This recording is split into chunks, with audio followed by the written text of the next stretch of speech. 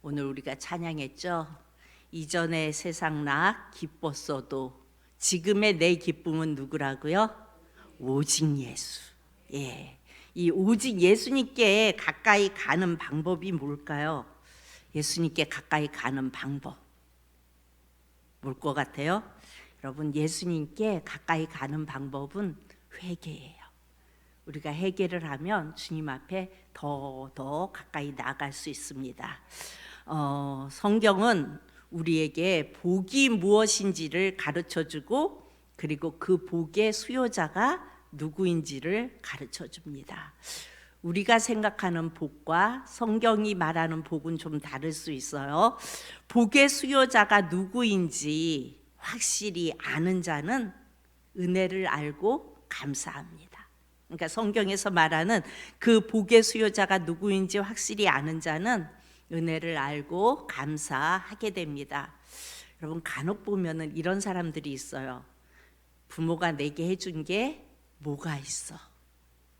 이렇게 원망하는 사람들을 가끔 봅니다. 그런데 여러분, 어찌 보면은 부모가 힘들고 어려운 상황 속에서 생각해 보면 해준 게 없을 것 같은 생각이 듭니다. 그런데 내가 아무것도 할 수 없는 그야말로 핏덩이로 태어나잖아요.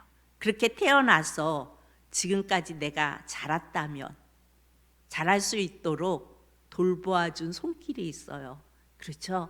만약에 부모가 내가 핏덩이로 태어났는데 돌보아 주지도 않고 그냥 내버려 뒀다면 지금 내가 여기 있을 수 있어요? 없어요? 없지요. 그래서 우리는 돌아보면 내가 자라면서 별로 부모가 내게 해준 게 없는 것 같다 할지라도 감사한 거예요. 왜 감사해요? 내가 여기까지 와서 지금 여기에 있다는 거는 내가 어찌할 수 없는 그 상황 속에서 그래도 돌봄을 받았다는 거예요. 여러분, 예수님의 구원의 은혜를 감사하는 것도 마찬가지인 것 같아요. 우리가 예수님의 구원의 은혜를 감사하는 것도 마찬가지예요. 예수님의 그 대속의 현장, 그 보혈의 현장을 알면, 그 은혜를 알면, 그 십자가의 피공로를 알면 감사는 저절로 나오게 되어 있어요. 그렇죠? 여러분, 우리가 태어날 때 자궁에서 나올 때 엄마가 어떻게 해요? 피를 흘리면서 그런 피를 흘리는 상태에서 우리가 태어나잖아요. 우리가 거듭나는 것도 그게 이렇게 연관이 돼서 생각이 되더라고요. 왜 거듭나고 다시 나야 한다고 얘기하잖아요. 그런데 우리도 태어날 때, 첫 번째 태어날 때도 엄마의 자궁에서 피 가운데 태어나요. 그런데 거듭나는 것도 보혈. 그러니까 예수님의 그 피 흘림 속으로 가야, 그 은혜를 알아야 우리가 거듭나는 것입니다. 우리가 살아가면서 성경 지식은 좀 부족해도 창세기에서부터 요한계시록까지 좀 깨지 못한다 할지라도 여러분, 내가 태어날 때 엄마의 그 피 흘림 속에서 태어난 것처럼 우리가 거듭남도 예수님이 나의 죄를 대속하기 위해서 흘린 그 피 흘림 속에서 거듭나는 겁니다. 그래서 그 은혜를 생각하고 그 예수님의 보혈의 공로를 생각하면 우리는 거듭날 수 있는 겁니다. 아무리 오래 교회를 다녔어도 그 예수님의 십자가의 대속의 현장에서 내 죄가 어떻게 사해졌는지를 내가 바라보지 못한다면, 그 예수님의 은혜를 바라보지 못한다면 어쩌면 우리는 거듭난 것이 아닐 수도 있습니다. 여러분, 예수님의 보혈이 아니면 절대 우리는 천국 백성이 될 수가 없어요. 우리 새벽 말씀에도 그랬죠. 우리는 몇 프로의 타락이에요? 절대 타락이에요. 절대 타락이에요. 그렇기 때문에 우리는 예수님의 보혈이 아니면 절대로 하나님의 자녀가 될 수가 없어요. 절대로 천국 백성이 될 수가 없습니다. 여러분, 우리는요, 감사하려고 내가 노력해서 되는 것이 아니에요. 그래도 감사해야지, 이런 상황에서도 내가 감사해야지, 이렇게 노력해서 되는 것이 아니라 예수님의 십자가 보혈로 나가면, 그 십자가의 보혈 앞에 내가 엎드리면 감사가 나올 수밖에 없어요. 왜 그래요? 나 같은 정말 쓸모없는 100% 타락한 이 죄인을 위해 그 존귀하신 하나님이 대신 죽어주신 것이 여러분 너무나 감사하고, 또 매일 살아갈 수 있는 내게 힘을 주시니까 너무나 감사하고, 또 이 별 볼 일 없는 자를 사용해 주시니까 또 감사하고, 오늘도 숨쉬게 하시니까 감사하고, 또 먹고 살게 하시니까 감사하고. 여러분, 우리는 전 영역이 다 감사한 것밖에 없어요. 그런데 제대로 우리가 감사를 해요? 안 해요. 왜 그래요? 그 대속의 은혜를 모르면 감사할 수가 없어요. 우리는 영적으로 예수님이 오셔서 만나 주셔야 거듭나고, 거듭나야 우리의 정신도 우리의 육신도 치유되고, 치유돼야 감사가 넘치고 기쁨이 넘칩니다. 여러분, 식물이 뿌리가 건강해야 꽃이 피고 열매를 맺어요. 식물을 이렇게 보면 왠지 자꾸 이러고 넘어가고 누래지고 막 그러잖아요. 그러면은 이렇게 뽑아보면 어때요? 뿌리가 썩었거나 아니면 뿌리가 안 좋거나 그래요. 그럼 뿌리를 다 잘라내고 물로 깨끗이 씻어서 다시 좋은 흙을 만들어서 걷다 심어주면 어때요? 다시 잘 자라잖아요. 그러니까 우리는 거듭나야, 우리가 거듭나야 모든 것들이 회복됩니다. 그런데 어때요? 우리는 육신이 병들면 병든 이 육신이 치유되는 것에만 몰두할 수 있어요. 예수님이 날 위해 뭘 하셨는지 그건 생각도 안 하고 그냥 내가 고침받는 거, 치유받는 거, 이것만 전부인 양 신앙생활을 하니까 문제인 겁니다.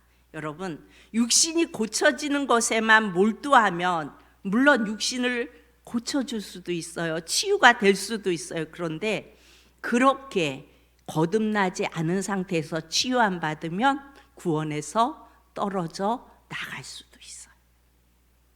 다 고쳐줬는데 한 사람만 돌아와서 감사하고 나머지는 다 제 갈 길로 가잖아요. 왜 그래요? 순서를 모르니까 그래요. 여러분, 육신의 치유보다 더 중요한 것은요, 내가 영적으로 거듭나는 거예요. 내가 영적으로 주님의 그 대속의 보혈 앞에 있는 거예요. 그 보혈을 느끼는 거예요. 그 보혈을 아는 거예요. 그 예수님이 날 위해 뭘 하셨는지를 아는 거예요. 우리는 영이 먼저 고장이 났어요. 하나님이 우리를 창조하실 때 완벽하게 창조해 주셨잖아요. 그런데 우리가 영이 먼저 고장 나서 영적인 보호자와 우리가 단절이 됐어요. 하나님과 단절이 됐어요. 우리를 창조하신 그 하나님의 보호하심 아래 영적으로 우리가 계속 성장해 가야 하는데 그 하나님과 단절이 되니까 어떻게 해요? 계속 정신적인 문제가 생기고 죄성으로 인하여 계속 사단에게 이끌려 다니고, 그러다 보니까 정신에 문제가 생기고, 정신에 문제가 생기다 보니까 육신도 망가지게 되어 있어요. 여러분, 치유를 받을 때도 내가 영적 아버지를 먼저 만나야 됩니다. 여러분, 물론 초신자들은 먼저 치유받고 예수님을 더 잘 믿을 수도 있어요. 그렇죠? 아, 나를 고쳐주신 예수님, 그러고 믿을 수 있어요. 그런데 오랜 신앙생활을 했는데도 내 육신을 고쳐주는 거에만 내가 몰두하고 있다면 다시 한번 생각해 봐야 돼요. 이건 순서가 바뀌어져야 돼요. 내가 영적으로 거듭나면 주님께서 역사하세요. 또 영적으로 거듭나면 때로는 나의 이 연약함이 주님이 내게 주신 어떤 나를 더 주님을 바라보게 하고 주님께 더 가까이 나갈 수 있게 하는 그 무엇이 되기 때문에 더 감사하며 주님 앞에 가까이 더 나갈 수 있는 계기가 되는 겁니다. 그래서 우리는 내 죄를 위해 죽으신 예수님을 만나서 관계 회복이 우리 안에 먼저 일어나야 합니다.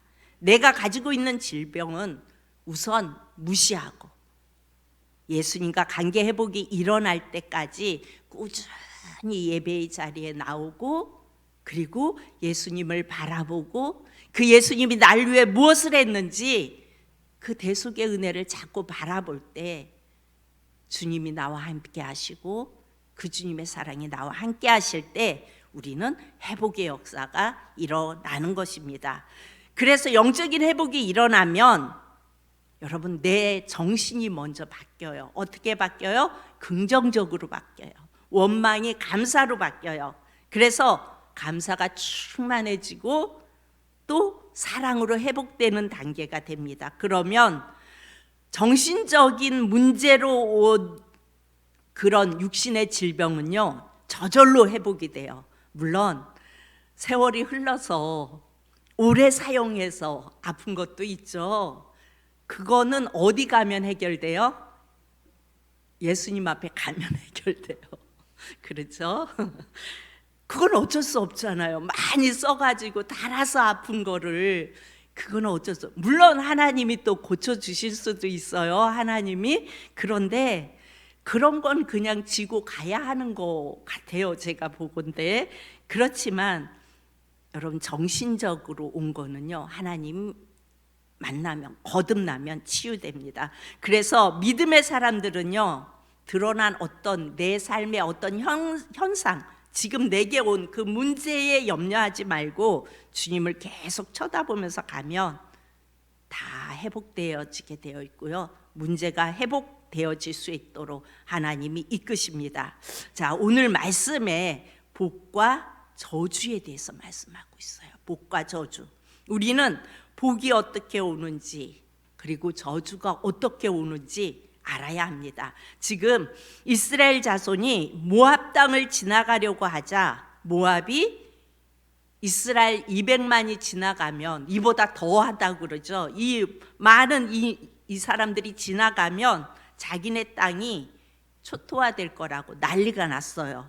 그래서 4절을 우리가 다 같이 봅니다. 4절 시작. 미디안 장로들에게 이르되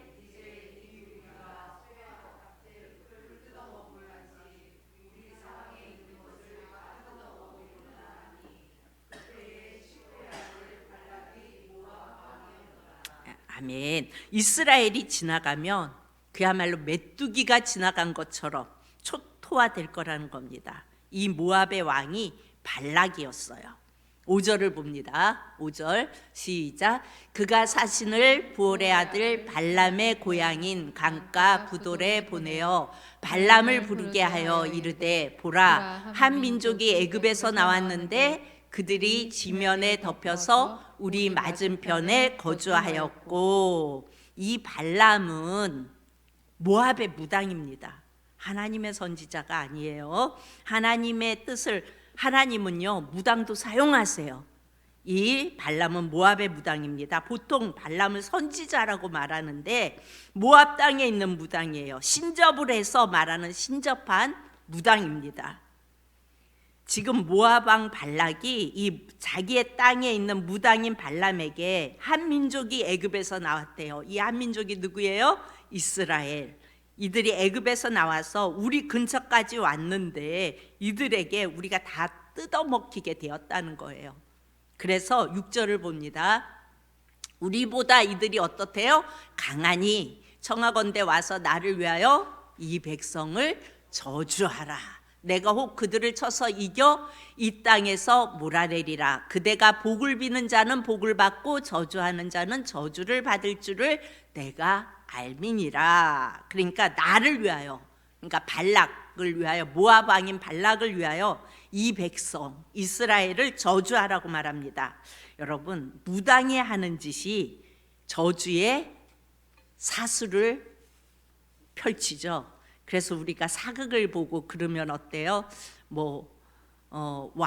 왕비들이 서로 이렇게 막 시기 질투하다가 어떤 왕비를 이렇게 죽이려면 장희빈에서 그랬죠. 이렇게 굿당을 만들어 놓고 그 현상을 만들어 놓고 거기에다가 지푸라기로 뭘 만들어 가지고 넣고 화살을 쏘면서 이렇게, 이게 사술이에요. 무당의 사술, 저주를 내리게 하는. 무당들은 그렇게 거짓 사술을 펼쳐서 돈을 버는 거짓 선지자들입니다. 여러분, 그러면요, 오늘날 하나님의 종, 그러니까 목회자, 하나님의 종, 목사님들은 누구와 접신이 되어 있어야 할까요? 예, 하나님, 예수님. 영적인 원리는 똑같은 거예요.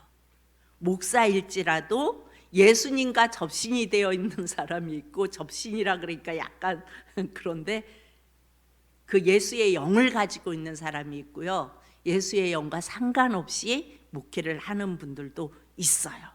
영적인 원리는 똑같아요. 여러분이 예수의 영과 접신이 되면 여러분은 하나님의 자녀예요. 그러니까 여러분 안에 예수의 영이 있으면 하나님의 자녀입니다. 그러나 사슬적인 마귀와 접신이 되어 있으면 마귀의 자식이고 무당이에요. 예수를 믿고 교회를 다니면서도 여러분, 무당짓을 하는 사람들이 많아요. 다른 사람의 인생을 점쳐주고 하나님이 이렇게 했다고 말하는 예수 무당들도 많아요. 그러니까 목사들인데도 신문에 막 이렇게 신문을 내고, 와라, 문제 있으면 와라 막 이러면서 이렇게 신문에 내서 이렇게 하는, 조심해야 하는 거예요. 예, 하나님은 그렇게 하지 않으세요. 오늘 모압 왕인 발락이 자기를 위하여 이스라엘을 저주하래요. 그러니까 이스라엘, 엘이 하나님이에요. 그래서 이스라엘은 하나님을 이긴 자라고 말했죠. 여러분, 그런데 하나님을 이길 인간이 있을까요? 없지요. 어떻게 하나님을 이겨요? 그런데 하나님이 사랑하시면, 하나님이 그 사람을, 그 자녀를 너무 사랑하시면 때로는 인간에게 져 주시기도 하세요. 여러분, 우리가 자녀가 힘이 세서 지는 것이 아니라 그 자식을 사랑하면 아빠가 어떻게 해요? 씨름해도 져주잖아요.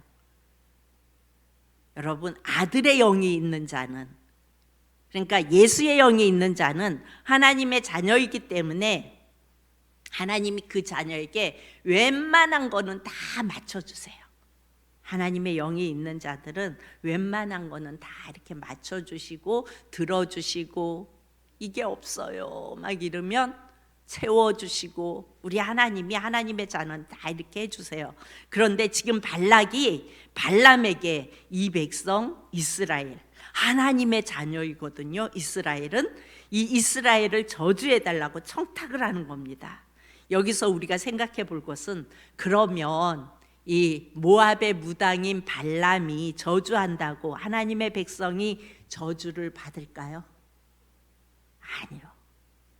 아니에요. 여러분, 우리는 예수님을 영접하고 하나님의 자녀라는 신분으로 살아가면서 여러분, 쓸데없이 어떤 저주를 두려워할 필요가 있을까요? 없을까요?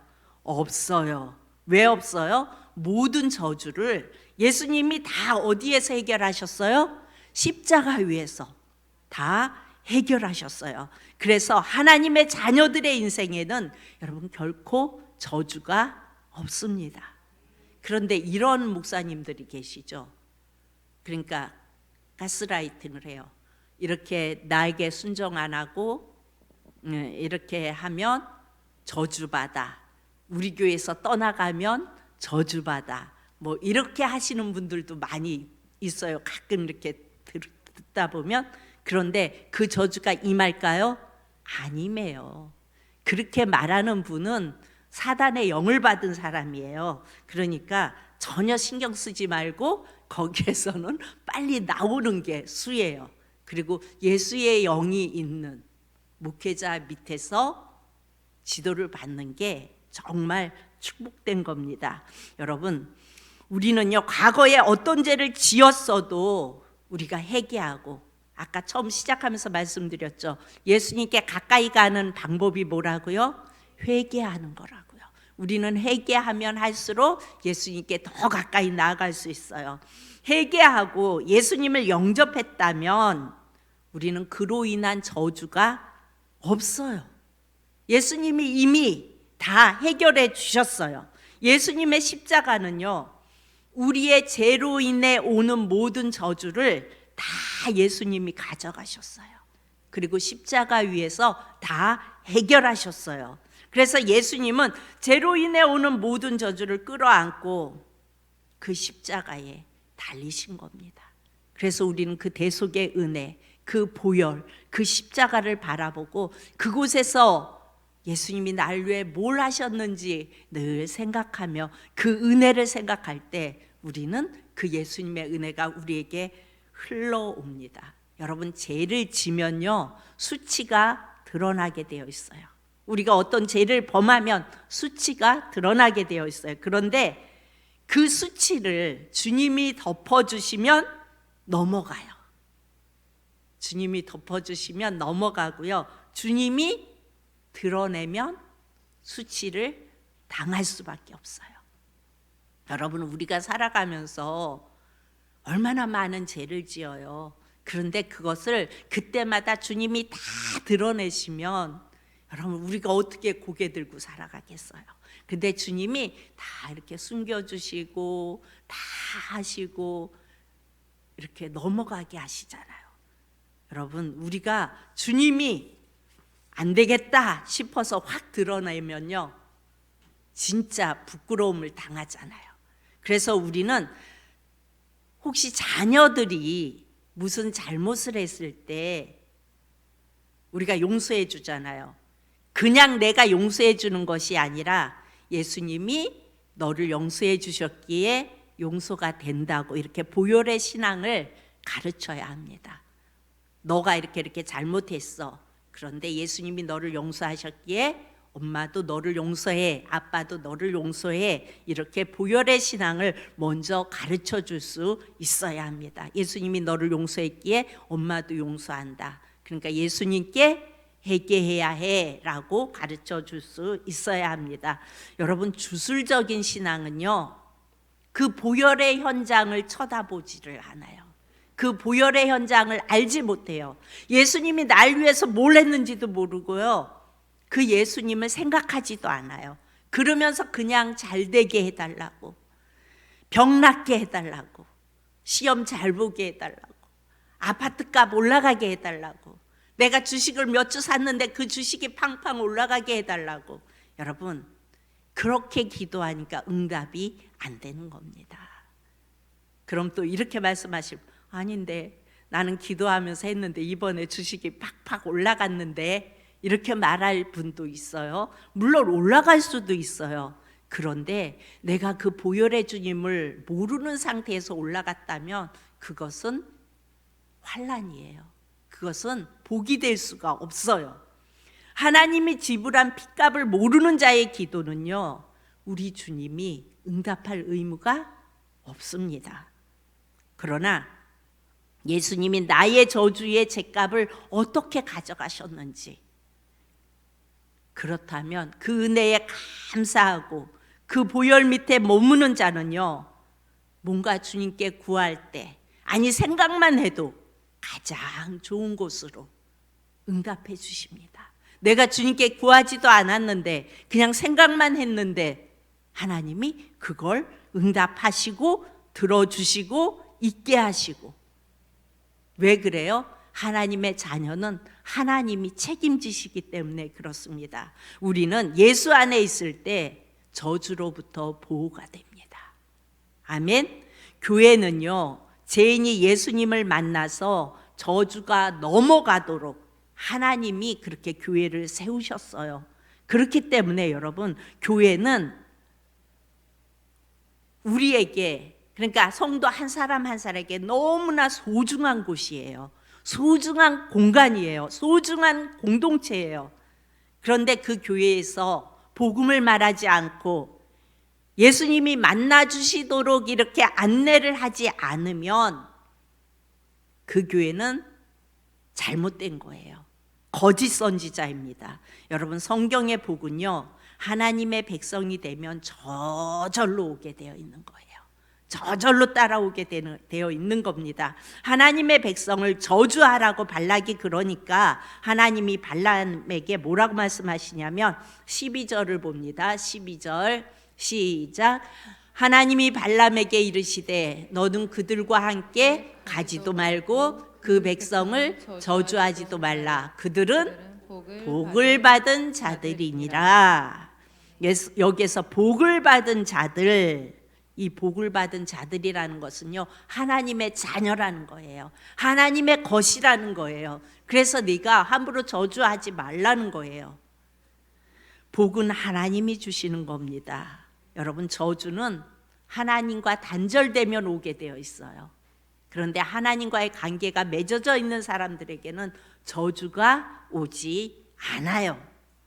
왜 인생들이 이렇게 많은 고장이 났냐면 하나님과 단절된 상태로 그렇게 수십 년을 사니까, 믿음 생활을 하는데도 하나님과는 단절된 상태로 그냥 내 의를 드러내면서 그냥 그렇게 신앙생활을 하니까, 종교 생활을 하니까 여러분 저주가 온 겁니다. 그 저주를 떠나게 하는 유일한 길은요, 그 저주를 다 짊어지고 나무에 달려 우리의 저주를 다 가져가신 그 예수님을 믿고 그 예수님을 신뢰하고 그 예수님을 붙들면 여러분 복은 오게 되어 있습니다. 아멘. 그리고 하나님의 백성은 복받은 자이기에 저주하지 말라고 말씀하십니다. 하나님의 백성은 복받은 자입니다. 하나님의 자녀는 복이 오게 되어져 있어요. 아멘. 우리는요, 하나님의 백성이 되어 하나님과 관계 속에서 자녀가 되면 저절로 복은 따라옵니다. 그러면 또 이렇게 말하실 분이 있을 거예요. 나는 하나님 늘 예수님을 믿고 있는데 저 믿지 않는 저 인생보다 나는 왜 이렇게 살지? 더 세상적으로 넉넉하게 살고 더 누리고 살고 왜 그러지 못할까? 그럼 어떤 게 복일까? 여러분, 성경의 복의 개념은 세상이 바라보는 복의 개념과 다르다고요. 하나님과 함께하는 복은요, 우리 안에 영원한 평강이고요, 기쁨이고요, 그리고 영원한 그 삶이 이어지는데 예수님의 신부로 살아갈 수 있는 그 복을 말하는 거예요. 그리고 이 땅에서도요, 하나님의 백성은 살게 하세요. 모든 것을 물론 막 넘치게 하진 않으세요. 근데 그 넘치게 하지 않는 이유를 저는 살아보면서 알겠더라고요. 넘치게 하면은 이 재성을 가진 인간은요, 다시 세상을 바라보고요, 그 누림 속에 빠져들어가요. 그걸 하나님은 아시니까 조절해 주세요. 그러면서 우리를 끝까지 하나님의 그 나라까지 끌고 가시는 그 하나님의 끈질긴 사랑이 있다는 것을 이렇게 깨닫게 돼요. 그래서 넉넉하지 않더라도 막 누릴 만큼 막 많이 갖고 있지 않아도 가만히 내 삶을 돌아보면 다 누리고 살고 있어요. 아, 그런 거구나. 하나님을 바라보게 하시고 하나님을 의지하게 하시고 그리고 감사하게 하시고 그런 가운데 하나님을 누리게 하시는 거, 이게 참 복이구나 라는 것을 고백하게 됩니다. 여러분들도 그렇지요? 아멘. 예, 우리 푸른사랑교회 성도들 모두가 하나님의 자녀예요. 우리는 하나님의 자녀예요. 하나님의 자녀가 되어서 하나님이 주시는 복을 내 인생이 끝나는 그날까지, 이 땅에서 내 인생이 끝나는 그날까지 그 복을 누릴 수 있는, 하나님이 이끌고 가시는, 나를 보호하시고 나를 이끄시고 나를 인도하시는 그 복을 누릴 수 있기를 축복합니다. 참